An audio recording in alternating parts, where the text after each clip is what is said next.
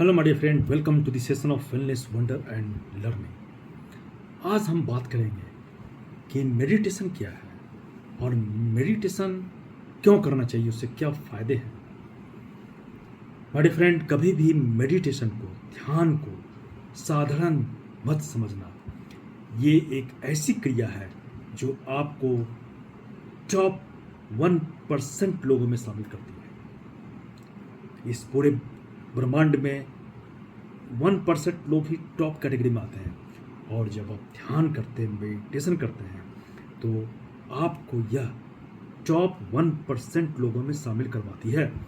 और अगर आप इसे अपनी रोज की आदत बना लेते हैं तो आपका जीवन कुछ ही सालों में इतना बदल जाएगा कि आपको खुद आश्चर्य होगा कि मेरी लाइफ में इतना बदलाव कैसे आया।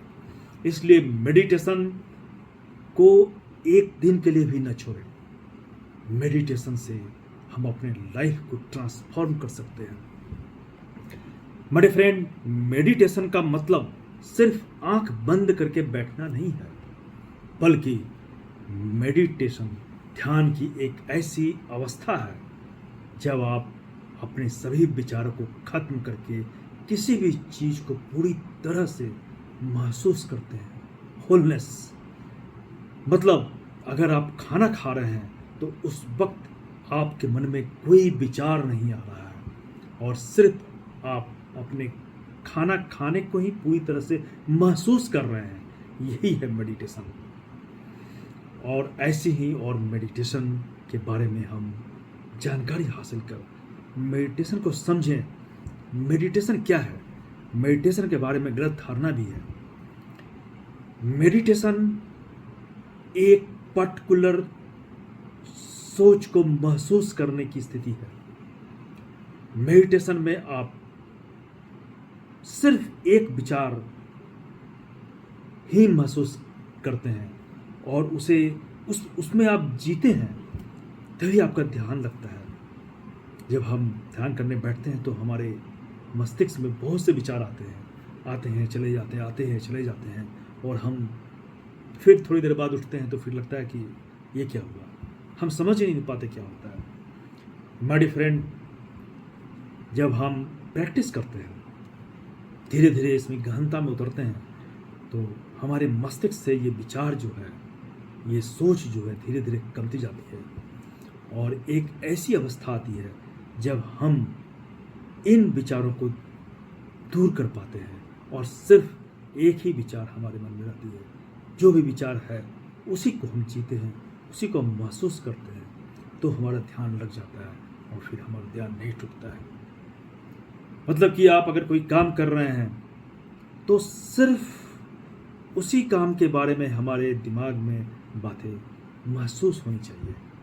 महसूस होना चाहिए कि हम ये काम कर रहे हैं, और यही मेडिटेशन है, यही एकाग्रता है। और इसी कंसंट्रेशन से हम बहुत कुछ हासिल करते हैं, अपने स्किल को बेहतर बनाते हैं, अपने ज्ञान को हम मैच्योर बनाते हैं, और तभी हमारा लाइफ जो है ट्रांसफॉर्म कर जाता है। तो आप देखेंगे कि जब आप मेडिटेशन, सही मेडिटेशन की रेगुलर प्रैक्टिस करते हैं, तो आने वाले समय में, कुछ समय के बाद, हम अपने लाइफ को पूरी तरह से ट्रांसफॉर्म पाएंगे। हमारा लाइफ पूरी तरह से बदल गया। और फिर हमें मेडिटेशन के पहले क्या करनी चाहिए? नित्य प्रातःकाल स्नान इत्यादि से निवृत्त होने के बाद आप गीता के 11वें अध्याय का पाठ करें। इससे सभी तरह के कुलसित विचार, सभी तरह की बाधाएं हमारे माइंड को जो डाइवर्ट करती है, वो दूर हो जाती है। 11वां अध्याय क्या है? अर्जुन की भक्ति को बढ़ाने और उसकी भक्ति को गहन करने के लिए श्री कृष्ण ने पिछले अध्याय में अपनी दिव्य शक्तियों का वर्णन किया था। अंत में उन्होंने कहा था कि सारी सुंदरता, महिमा और शक्ति अगर उनके अपार तेज की एक चिंगारी मात्र है, तो फिर उसे जब आप देखेंगे तो क्या कैसा महसूस करेंगे? यह सुनकर अर्जुन उत्सुक हो गया। भगवान ने जब ये बात अर्जुन को बतलाई तो अर्जुन भगवान से अनुरोध करने लगा कि आप अपने विश्व रूप या अनंत ब्रह्मांडीय रूप का दर्शन कराएं। श्री कृष्ण अर्जुन को अपने अनंत रूप को देखने के लिए दिव्य दृष्टि प्रदान करते हैं। दिव्य दृष्टि क्या है? दिव्य दृष्टि है मेडिटेशन। सभी विचारों को खत्म करके सिर्फ एक विचार में आत्मसात होना, यही है दिव्य दृष्टि।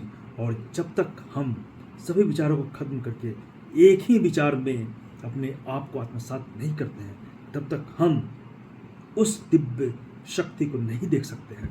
श्री कृष्ण ने यही किया और इसमें श्री कृष्ण ने ब्रह्मांड में शामिल सारी शक्तियों को एकाकृत किया। अर्जुन देवों के देव के शरीर में संपूर्ण सृष्टि को देखता है। उसमें असीमित भुजाएं हैं, मुख हैं, उदर हैं। इसका न तो कोई आदि है न तो कोई अंत है और यह सभी दिशाओं में अथाह रूप से फैला हुआ है। उनकी चमक आकाश में एक साथ चमकते हुए 1000 सूर्यों के समान है। यह दृश्य अर्जुन को चकाचौंध कर देता है और उसके रोंगटे खड़े हो जाते हैं। वह तीनों लोगों को भगवान के नियमों के भय से कांपते हुए और स्वर्ग के देवताओं को उनकी शरण में जाते हुए देखता है। वह कई ऋषियों को प्रार्थना करते और भगवान की स्तुति करते भजन गाते हुए देखता है। तब अर्जुन कौरवों को अपने सहयोगियों के साथ इस विराट रूप के मुख में जाते हुए भागते हुए देखता है, जो भस्म होने के लिए अग्नि की ओर तीव्र गति से भागते हुए पतंगों के समान दिखते हैं। इस विश्व रूप को देखकर अर्जुन ने स्वीकार किया, उसका हृदय और मन भय से अस्थिर है। यद्यपि इस रूप से भयभीत होकर अर्जुन भगवान के इस अद्भुत रूप की पहचान जानना चाहता है, जिसका उसके गुरु और मित्र श्री कृष्ण से कोई संबंध नहीं है। भगवान ने घोषणा की कि काल के रूप में वे तीनों लोकों के संहारक हैं। उन्होंने कौरव योद्धाओं का विनाश कर दिया है। पांडवों की जीत निश्चित है। इसलिए अर्जुन को अब और भयभीत नहीं होना चाहिए, बस उसे उठकर युद्ध करना चाहिए। अभिभूत होकर अर्जुन भगवान की स्तुति करने लगता है, जो अपने अनंत रूपों में पूरे ब्रह्मांड में व्याप्त है और उनके भव्य रूप को अनेक बार नमस्कार करता है।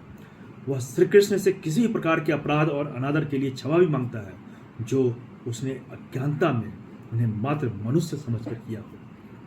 इसके बाद अर्जुन भगवान से उनकी कृपा की याचना करता है और उसने एक मनभाव रूप धारण करने की भक्ति जगाने की का अनुरोध भी किया है। इसके बाद श्री कृष्ण अपने चतुर्भुज रूप में वापस आ जाते हैं। प्रत्येक भुजा में गदा, चक्र, शंख, कमल का फूल धारण करते हैं और इसके बाद अपने सौम्य प्रेम में 2 भुजा वाले आकर्षक श्री कृष्ण रूप में प्रकट होते हैं। तो मेरी फ्रेंड, यही है मेडिटेशन। इस मेडिटेशन की स्थिति में अर्जुन किसी अन्य बात की ओर ध्यान नहीं देता है। वह एक ही बात सोचता है, एक ही चीज देखता है। वह ब्रह्मांडीय शक्ति, भगवान का अनंत रूप और उनकी प्रचंड अग्नि को देख पाता है। यही है मेडिटेशन। इस तरह से अगर हम भी मेडिटेशन करें, ध्यान करें और इस 11वें अध्याय का रोज सुबह में अगर हम पाठ करें, तो हम अपनी मनोबल स्थिति को बहुत ही बेहतर कर पाएंगे और हम पाएंगे कि आने वाले कुछ समयों में, कुछ महीनों में, 1 वर्ष होते होते हम ट्रांसफॉर्म हो गए हैं। हमारा लाइफ बदल गया है। आइए हम मेडिटेशन करें और अपने लाइफ को ट्रांसफॉर्म करें। धन्यवाद।